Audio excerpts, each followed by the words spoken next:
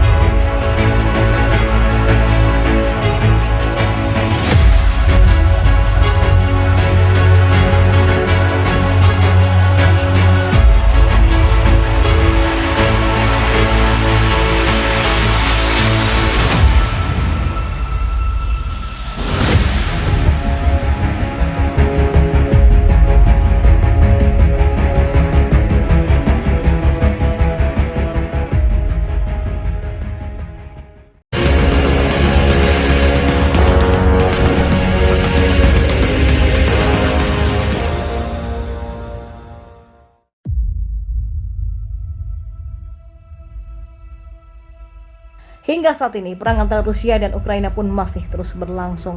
Konflik bersenjata antara dua negara pecahan Uni Soviet ini sendiri sudah memasuki hari ke-91.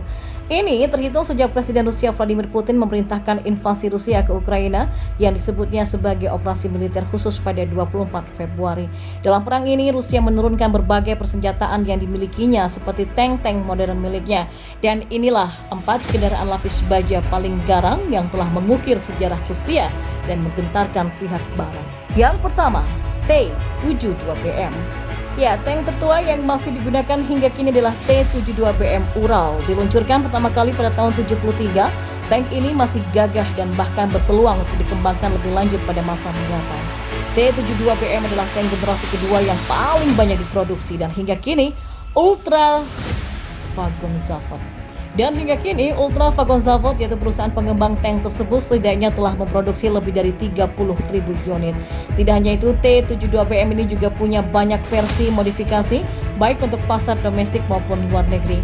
Dibandingkan tank-tank generasi kedua lainnya, T-72BM dilengkapi dengan sistem pelindungan bawaan kontak 5, dan sistem ini dapat menembakkan jatuh proyektil musuh yang terbang ke arah tank.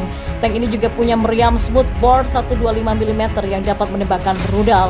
Sementara itu, mesin diesel V-Multifuel dengan segala bahan bakar dengan kekuatan 840 tenaga kuda memungkinkan pengendara tank untuk memacu monster lapis baja ini hingga kecepatan 60 km per jamnya di jalan raya dan hingga 35-45 km per jam di medan yang berat.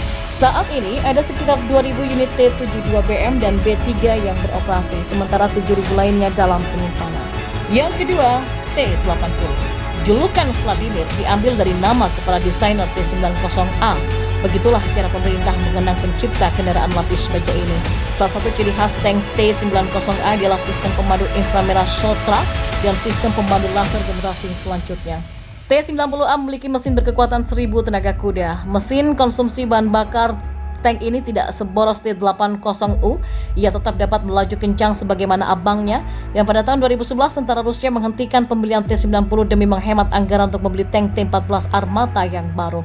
Militer Rusia terpaksa mengabaikan modifikasi terbaru T-90, sekalipun tank itu sudah dilengkapi dengan pelindungan modular lapis baja atau AMAP.